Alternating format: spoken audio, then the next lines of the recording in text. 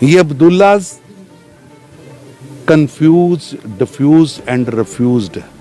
कश्मीर की जनता ने इन कंफ्यूज लोगों को अब डिफ्यूज लिस्ट में डाल दिया। उमर अब्दुल्ला साहब मैनिफेस्टो जारी करते, कहते 370 और 35 से लाएंगे। उनको पता है नहीं ला सकते। उनके वालिद फारूक अब्दुल्ला साहब कहते हैं 100 साल नहीं आ सकते। 5 अगस्त 2019 से पहले भी और 19 के बाद भी ये नेता कंफ्यूजन में जी रहे हैं। कभी सब मिलकर जम्मू कश्मीर को लूटने के लिए एक गैंग बनाते हैं, उसमें असफल हो गए। असल में ये कंफ्यूज्ड लीडरशिप है। अगर वर्ल्ड का सबसे बड़ा कंफ्यूज्ड नेता का अवार्ड मिलेगा तो उमर अब्दुल्ला को, राहुल गांधी को और महबूबा को मिलने वाला है। कि कश्मीर की जो पार्टियां जम्मू कश्मीर के अंदर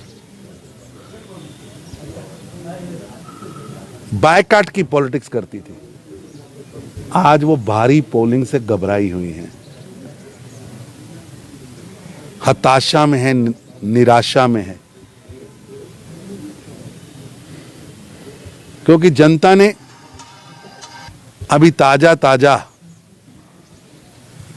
जम्मू कश्मीर की जनता ने ताजा अब्दुल्लाज और मुफ्तीज के युवराज व युवरानी को हराया है। इस चुनाव में अगर सबसे ज्यादा कोई कंफ्यूज्ड है तो नेशनल कॉन्फ्रेंस और उसके नेता कंफ्यूज्ड हैं। ये Abdullahs confuse, diffuse and refused. Kashmir की जनता ने इन कंफ्यूज लोगों को अब डिफ्यूज लिस्ट में डाल दिया। इतने कंफ्यूज हैं। उमर अब्दुल्ला साहब मैनिफेस्टो जारी करते, कहते 370 और 35 से लाएंगे। उनको पता है नहीं ला सकते। उनके वालिद फारूक अब्दुल्ला साहब कहते हैं 100 साल नहीं आ सकता। उमर जी कितने कंफ्यूज हैं आप कि आप झूठ का पुलिंदा मैनिफेस्टो में दे रहे हैं। इतने कंफ्यूज हैं। कभी कहते हैं हरी पर्वत है, कभी कुछ है। जम्मू कश्मीर की जनता समझ चुकी है कि अब्दुल्ला परिवार के अंदर, मुफ्ती परिवार के अंदर और ये जो छुटबई पार्टियां हैं बाकी, इनके हाथ से सत्ता की रेत अब निकल चुकी है। जनता का समर्थन निकल चुका है। इसलिए हताशा, निराशा में वो कंफ्यूज्ड पॉलिटिशियंस के रूप में जाने जा रहे हैं।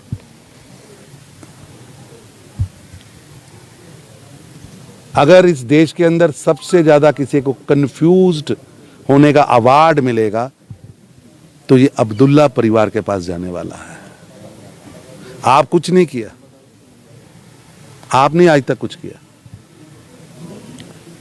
और कंफ्यूजन इतनी ज्यादा है, कभी मैं चुनाव लड़ूंगा, कभी नहीं लड़ूंगा, कभी बायकाट करूंगा।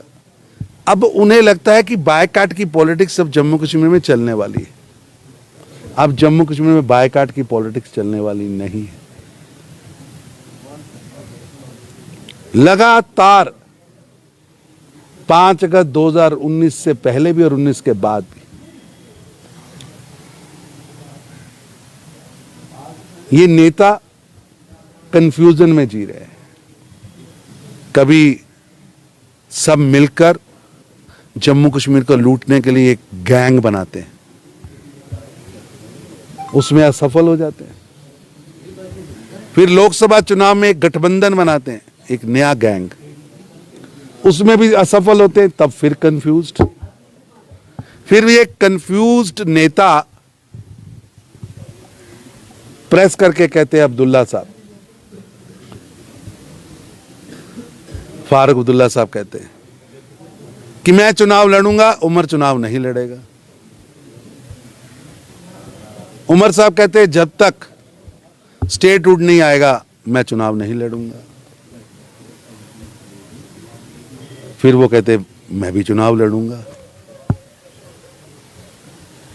फिर हर सब्जेक्ट पर, हर पल पर कंफ्यूज्ड लीडरशिप है नेशनल कॉन्फ्रेंस की। और ये गठबंधन भी पूरी तरह कंफ्यूज्ड है। कौन कितनी सीटों पे लड़ेगा, कहां से लड़ेगा, कौन सामने होगा।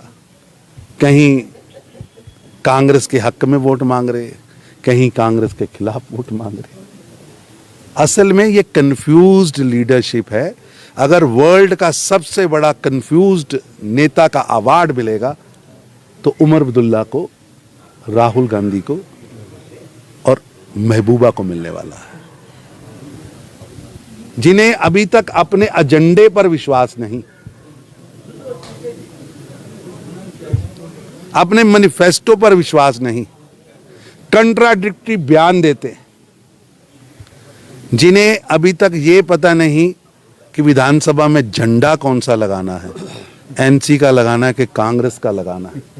इन कंफ्यूज्ड नेताओं के कारण आज नीचे इनका वर्कर भी कंफ्यूज्ड है और वोटर तो पहले ही जान चुका है। कंफ्यूज्ड है, डिफ्यूज्ड भी है। नकारे हुए नेता, नकारे हुए नेता। कंफ्यूज डिफ्यूज्ड लीडरशिप कभी दिशा नहीं दे सकती। रिजेक्टेड लीडरशिप दिशा नहीं दे सकती।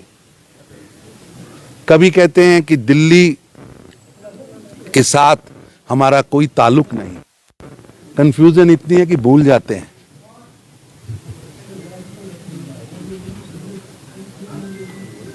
कि कांग्रेस की किश्ती पर बैठकर, दिल्ली की स्पोर्ट पर बैठकर, चाहे वो शेख अब्दुल्ला पर मुख्यमंत्री बने, चाहे कॉन्स्टिट्यूशन असेंबली के हेड बने, एक भी विधायक नहीं था। उमर साहब, आपके दादाजी को कांग्रेस ने मुख्यमंत्री बनाया था, एनसी का एक भी विधायक नहीं। फारूक अब्दुल्ला को कैसे दिल्ली से लाकर यहां एस्टेब्लिश किया, कैसे कांग्रेस के आशीर्वाद से आप मुख्यमंत्री बनते रहे हैं, दिल्ली के आशीर्वाद से। इसलिए आप तो कंफ्यूज्ड हैं। वर्ल्ड रिकॉर्ड है कंफ्यूजन का आपके नाम पर। जिन्हें अपने मैनिफेस्टो पर कंफ्यूजन है, अपने लीडरशिप पर कंफ्यूजन है, अपने कैंडिडेट पर कंफ्यूजन है, अपने गठबंधन पर कंफ्यूजन है, अपनी आइडियोलॉजी पर कंफ्यूजन है। जनता ऐसे कंफ्यूज्ड, डिफ्यूज्ड, रिड्यूस्ड लीडरशिप को पहले भी नकारा है और अब भी नकारने वाले।